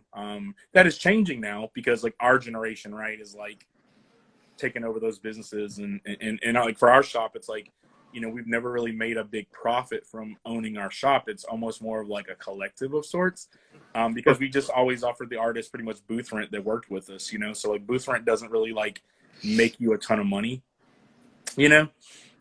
It's just like, hey, you paid for the paper towels, you know? Like you basically covered paper towels in the phone bill. That's great. And it does help, but it's not like you're charging someone, you know, 40-50% of their money. Right, it's like you do an $800 tattoo and you pay someone $400 just to like give you a table to sit on. That's how you really make a lot of money in tattooing, and I think that those ways are kind of going out, you know, and the models are kind of changing. But that's always makes me nervous when I go in a shop and there's like 80 artists in there, right? Sure. You know, again, it's like you're diluting the power. Because it's like, you know what I mean? And it sucks. And I don't know, like, because, you know, it's hard to really make money in tattooing if you do the right thing. You know what I mean? Right. And so if you are trying to do the right thing and you're like us and you're trying to like be fair to your artists and do all those things, and it's like, it's just tough, you know, like there's just doing the right thing never pays off initially. It's like a long-term goal. You know, sad but true. But I was telling a client the other day, it's like, they're like, oh, I love how you're honest. And I'm like, whoever told me honesty was the best policy, like lied to me, you know, because like it is definitely not the best policy in business, but I think it's the long-term policy, right? That's what I said. It's like a marriage, right? Like if you're just trying to date someone for a day, you could tell them you're a doctor. Like, wouldn't you like to go out with a doctor? Right. But day two, like they're asking you these surgical questions, like you can't answer them. So you might as well just be honest day one, right? So that's kind of always been my approach with tattooing is like, you know, let's let you hate me from the start, you know, before you like let me tattoo you, before I take any money, you know, let's kind of roll with it. But yeah, we'll see what happens, I guess. No, for sure, dude. It's amazing how many artists some people have, dude. I've been approached by people that'll message me and say, hey, you know, I want to, you know, can you sponsor me? I have 13 other artists at my shop. Right. And I'm like, first of all, no. And second of all, that's a lot of fucking people, man. Well, I mean, and it depends on the needs, right? Like I said, that kind of stuff also leans more into like your walk-in type shops, right? So it's like, I mean, and again, there's money in that. So I said, there's no shots fired. I only hate or comment from my own perspective, right? And so it's like, you know, if you have 18 piercers that are in your shop, right, you're never going to lose a piercing. Right.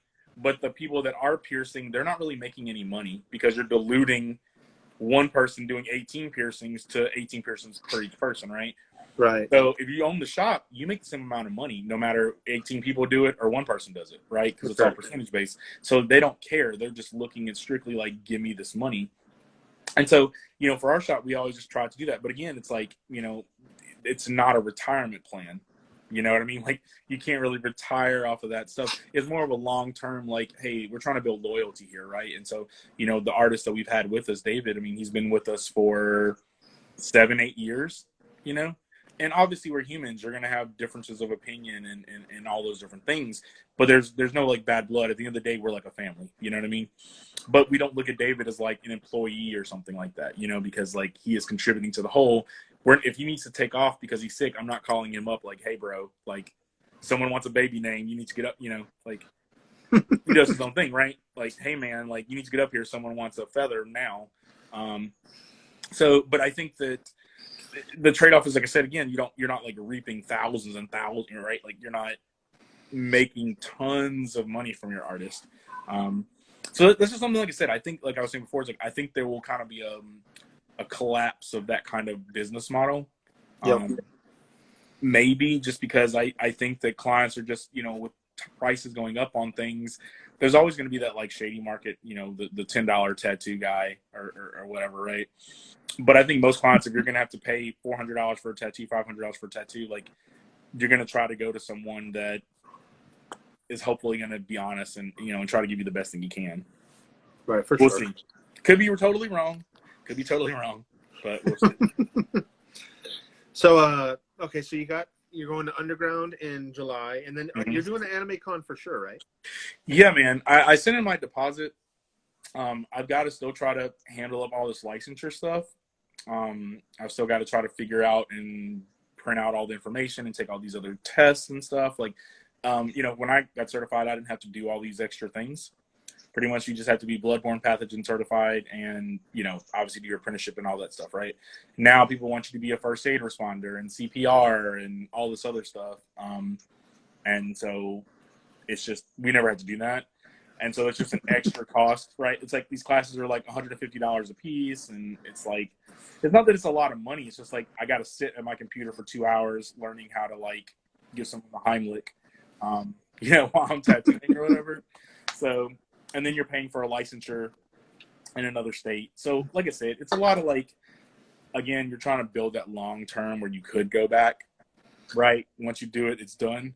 But I just haven't had the time to do it. But I have paid all my fees as far as the deposits and been accepted. I just have to do that. And I think it takes a month to do it. So I'm going to make sure I do it by like June. And that way it should be back by July, August at the latest.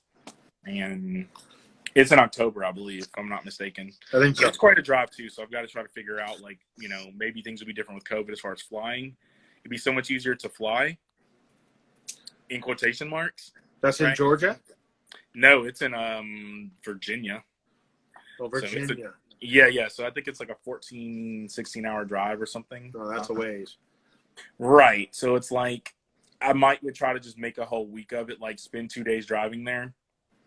And, because the problem with tattooing is like I can't bring you can't fly with all the stuff that you'd want to fly with, right? You're having to like pack so efficiently. Sure. So it's just tough. And then you have to hope that whatever's there you can have.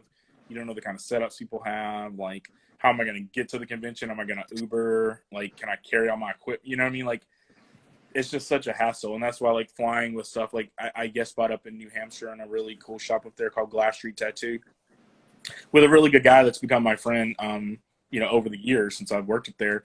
And, even flying, I think, I don't even know how far it is, but basically it takes, like, a long day flight to go up to New Hampshire. And it's kind of like a decent sized city there. And I've met some amazing, great people there, and they're so accommodating to me. But even there, like, your inks explode in the plane. And sure. It's just, and normally when I go, I try to stay up there like a week to try to, and he's very kind and has allowed me to like stay in his house at the time to like cut costs and things like that. But that's not everywhere you go. When you do conventions, you're paying $100 to $200 a night for a hotel and, yep, all that other stuff. So, and I don't know anyone in necessarily that area. Like, I have a couple clients that have traveled down from there to get tattoos from me before. So you're kind of hoping that, like, I shouldn't say I don't know anyone. It's not like I have a built-in network like here where, Memphis is, people drive from Memphis all the time, right? Like, it's not a hard travel. Even if I were to do Florida, right? Like, you have those connections there. When you start doing those long distance, like we had talked to like Philadelphia and then Minnesota and all these different places, it's like, you can definitely do them. It doesn't mean that you're going to do anything there. You have to kind of look at those as like that building long-term. Like, the first time I went to New Hampshire, I did like maybe 2 or 3 tattoos. The second time I went back, I was booked, 2 or 3 tattoos every day for a week. Right. So you got to kind of spend money to make money, I guess. Sort of thing. Do you have any plans to go back there soon? In New Hampshire? Yep. I would love to, man. I've talked to the owner and the artist there. I mean, he's doing great. Like, He's trying to build another shop in his area there. And he's an amazing artist. Like I said, he does more of like, I guess I would lean this time more into realism. He kind of does a jack of all trades kind of thing. Sure. But he leans more into realism, and he's a super friendly guy, like very popular in his area. So I think actually he's already booked this whole year out or whatever. And so he's more than willing to like apprentice people and try to, give you those opportunities and things like that. So normally if there's like a spot or something, I'll try to, last couple of years prior to COVID, I would go up for like my birthday. Sure. Like, around in like end of September, but obviously COVID hit, and I was supposed to actually go during that time, but COVID hit. So we kind of canceled that. And so I haven't really spoken to him as far as like going this year in September. But like I said, because I was trying to like just be smart with travel and stuff like that. Like, when you talked about perhaps trying to do something in Seattle in August and stuff like that. It's just finding the logistics, and just at the moment the logistics are just it's really hard to like make that work out how you want it to, For sure.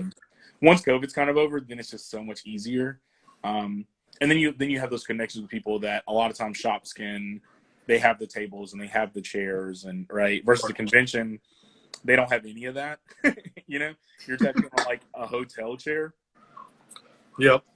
Right. So someone wants a leg tattoo and you don't have a massage table that you can fly with or something like that. Like you're trying to like rest their leg and your leg and like, and that's when I messaged you, like even the opportunity we had talked about trying to work together. Was like, hey, can you bring me like a TV tray? Yep. Right. Because basically I can use a TV tray, because in most things you can kind of stack chairs up and put their leg over it. You can put an arm on it. You can do forearms. You can put a pillow under their arm and work on inner area. So it kind of gives you like, I learned that that's something that you can pick up at a Target somewhere for like $10. And, that's the ghetto poor artist in me. You've learned to like rig stuff. But I've learned so many like little things like that, like, Ziploc bags as like bottle bags and things like that. So I even use those in the shop every day. Like, just, hey, you get like a Ziploc bag. It's the exact same thing you would buy from any other tattoo company, it just says Ziploc or something on it, right? It's not like, right, it's like, are the gloves through this tattoo company any different than the gloves you get at Walgreens or whatever? Like, no. Right? These paper towel, Bounty's the same as the nice brand at Walgreens, right? Like, it's Heinz ketchup makes ketchup for everybody. So, right? Like, they look, you know what I mean? They just changed the name on it. So, Planters Peanuts is like all the peanuts.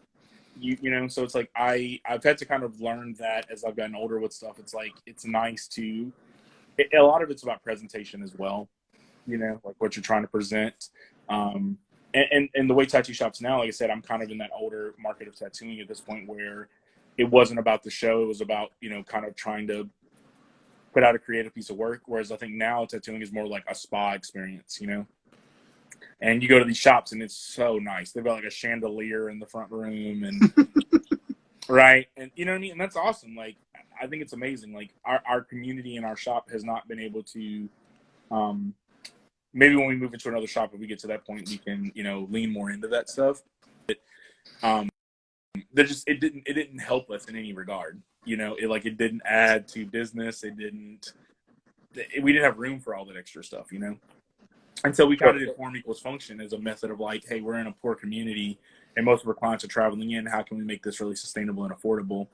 But now, like I said, I think people are building these shops from the ground up, with that mentality of like, and that's what I've always said. Like, I would love to have a massage therapist in our shop, right? And then you have these different, angles and stuff. And that's kind of where you make your money, right? You're renting to a barber. Right, you're renting to these kind of experiences that people can do, and so that's kind of my long-term goal with tattooing. You have like a merchandise section, you have these kind of areas that kind of add to the tattoo shop versus like here's a bunch of tattooers, like come one, come all, get your bad tattoos. But like I said, like I said, it's been a pleasure just kind of seeing the industry even just evolve as like in a blink of an eye. You know what I mean? Like I remember when I first apprenticed, I had to learn how to like solder needles on a bar. Right? You have to make your own. You know what I mean? There were no disposables. everything was, autoclaved and like now it's like I would never probably let someone with a metal tube, right? Like it's so rare to see a metal tube with tattooing. Some die-hard traditional tattooers will still do it. But most people, that's just such a crazy thing. Like, who's scrubbing tubes? You know what I mean?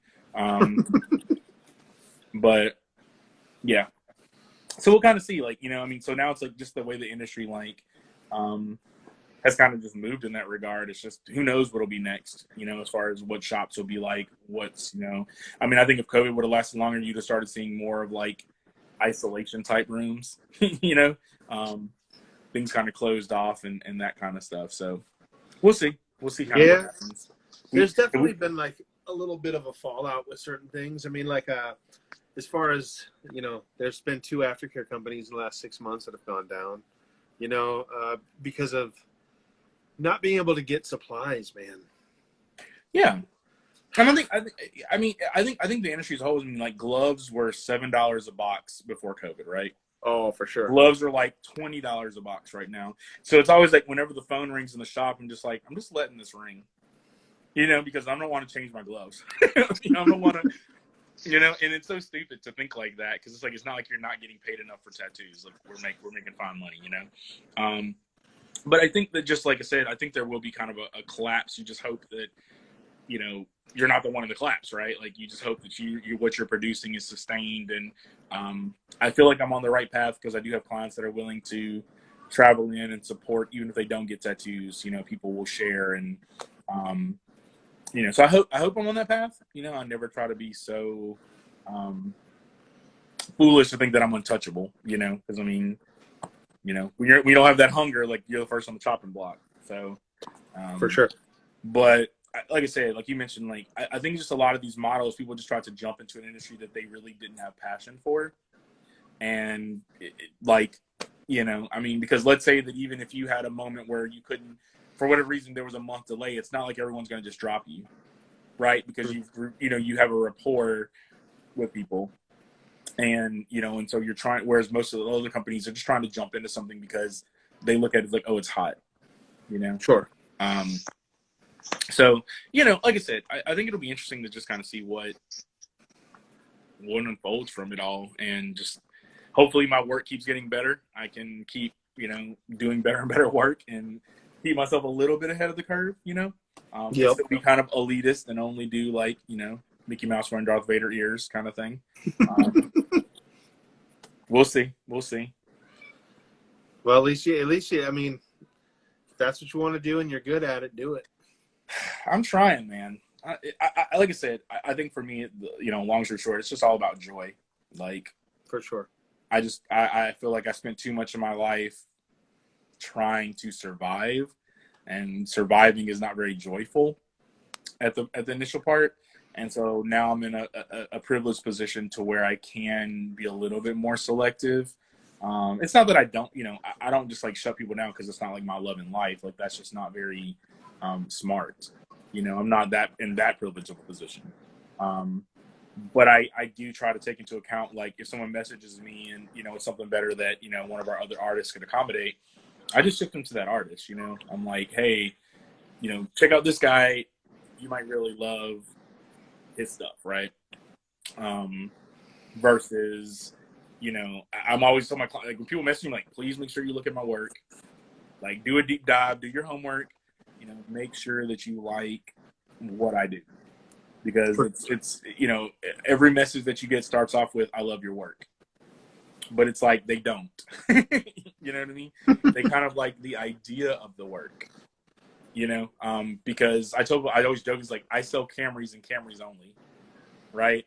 And in their minds, wouldn't it be amazing if I made a Dodge Ram, right? But I don't make Dodge Rams, I make Camrys. So if you want a Camry, we can put 4 doors, we can make it blue, we can put a V8 engine in there, a spoiler, got you covered, right? But in their minds, they're like, oh, it's a car, it's a truck, it's the same thing, And so I think a lot of artists now are kind of realizing that, like, it's not like you're not trying to accommodate your clients, but you're not changing your price for something that is of less specialization to you, I guess, if that makes sense, right? So it's like, I'm kind of noticing that more. It's like I don't get to do a lot of smaller tattoos. Not that I'm like hungering to do a lot of smaller tattoos, but because people don't want to pay the minimums. Sure. It's like I'm using the same amount of materials whether I do a less expensive tattoo or more expensive tattoo, right? For sure. Right? It's not like I'm using less needle groupings or any of that stuff. And I think from the outside looking in, from the client, like they don't kind of see that perspective. They are, they're really just kind of thinking like, oh, it's small, so it should be less, right? And for us, I mean, a lot of artists do it differently, but for us, we do hourly stuff, right? So you are paying less hourly, but you're not paying less from a material point of view, you know? And so, yeah, so it's a different, I think I'm learning myself as I grow along in my career. And I think my clients are learning too. So like, we're educating each other. There you go. To kind of go through stuff. So it's been a fun process, man. Like I said, I get frustrated, as I'm sure they do too, because when you're talking art and stuff like that, it's so personal, and the elitist artist in you is like, I only, you're trying to like fight the good fight for yourself, but at the end of the day, like, you're in the public service industry basically, so you're trying to like accommodate as best you can, I guess. Right. No, absolutely, dude. Absolutely. Yeah, man. I don't know, dude. I mean, I'm pretty much through. Like, I kind of like to ask like the most important stuff. I mean, yeah, like we probably bored enough people already, but maybe it was somewhat kind of educational, sort of. An hour and 45 minutes, dude. God, I feel bad for people that were bored for that long for me, but maybe it was educational. Maybe they learned something. Some hung on. I don't know who it is, but they're hanging on. Thanks for hanging. Yeah, man. Well, like I said, it's been my pleasure. Hopefully we'll have to do it again sometime. Yeah, no, absolutely, man. You have any questions for me at all, or? No, man. I mean, the good thing about us is that we have talked a lot outside of this. So, I mean, we've had a good relationship for a year or more out, probably coming up on a long time outside of this. Yep. So, I feel like you've been nothing but kind and generous through everything, man. So I am very honored. I am no airs being put on. You have been very kind and generous, and yeah, man. Like I said, it's been a pleasure. I hope things work out more to where we can, do more conventions and travel more and meet up. We keep trying, and it just has not worked out so far. But hopefully, it's gonna happen. Yes, exactly, man. I have faith it's gonna happen, man. For sure. But yeah, man. Other than that, I saw I got like an email from you, so I gotta go check that. Sounds good. And but other than that, man, I'll see you later. All right, take it easy. Have a good night. Later, guys.